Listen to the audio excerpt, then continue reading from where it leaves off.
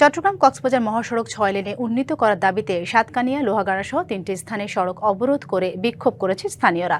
এতে প্রায় ১.৫ ঘণ্টা বন্ধ থাকে যান চলাচল। ভোগান্তিতে পড়েন যাত্রীরা। পরে প্রশাসনের আশ্বাসে অবরোধ তুলে নেন আন্দোলনকারীরা।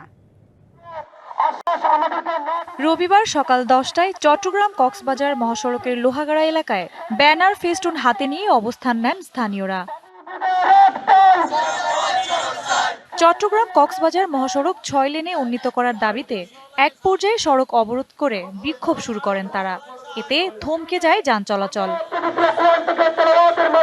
দক্ষিণ চট্টগ্রাম, কক্সবাজার ও বান্দরবানের বাসিন্দাদের প্রধান যোগাযোগের এই পথে দুর্ঘটনা, যানজট ও ভোগান্তির অবসান চান তারা। গণমানুষের দাবি হিসেবে আমরা চলান দ্রুত চাই, যাতে দুর্ঘটনা থেকে আমরা বাঁচতে পারি, যানজট থেকে আমরা মুক্ত হতে পারি। এই মহাসড়কে প্রতিনিয়ত দুর্ঘটনা ঘটছে। এই দুর্ঘটনার ফলে প্রতিনিয়ত আমরা হারাচ্ছি আমাদের মা, ভাই, বাপ। এই লাইনকে নিরাপদ সড়কে রূপান্তরিত করুক, এই সরকারের কাছে আমাদের এই দাবির জন্য আমরা এখানে স্বল্প পরিসরে আমরা আন্দোলন ঘোষণা করেছি।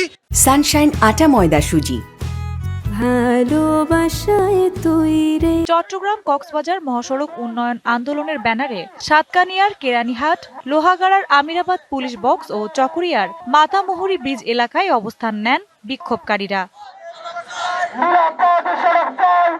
এদিকে অবরোধের কারণে প্রায় ১.৫ ঘণ্টা বন্ধ থাকে যান চলাচল। দীর্ঘ যানজটে ভোগান্তিতে পড়েন সাধারণ যাত্রী ও চালকরা। আমাদের চাকরি আছে, অনেক কাজকর্ম আছে চট্টগ্রামে। আমরা অনেক কথা ১ ঘন্টা লোক এখানে বসে আছি। গাড়ি চালাতে আমাদের খুব কষ্ট হচ্ছে।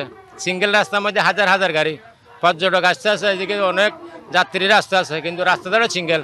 পরে প্রশাসনের আশ্বাসে বেলা ১:১৫টার দিকে অবরোধ তুলে নেন বিক্ষোভকারীরা। আমাদের এই রুটে প্রতিনিয়ত দুর্ঘটনা ঘটছে সরু রাস্তার কারণে। তো আমরা যে মেসেজটা আজকে এখান থেকে পাচ্ছি, সেটা আমরা আমাদের উদ্বোধন কর্তৃপক্ষকে আবারও জানাবো, এবং আমরা চাই যে জনগণের যে দাবি এটা বাস্তবায়ন হোক, এবং উপজেলা প্রশাসন সবসময় জনগণের পাশে আছে। দীর্ঘদিনের দাবি বাস্তবায়নে দ্রুত উদ্যোগ না নিলে আবারও রাস্তায় নামার হুঁশিয়ারি দেন তারা। আজকে আমাদের দাবি যদি মানা না হয়, এটা শেষ করবেন না। আমরা সময় সীমিত আকার দাবিটা পূরণ করা হয়, আমরা বৃহত্তর আগে যাবো। DBC news desk.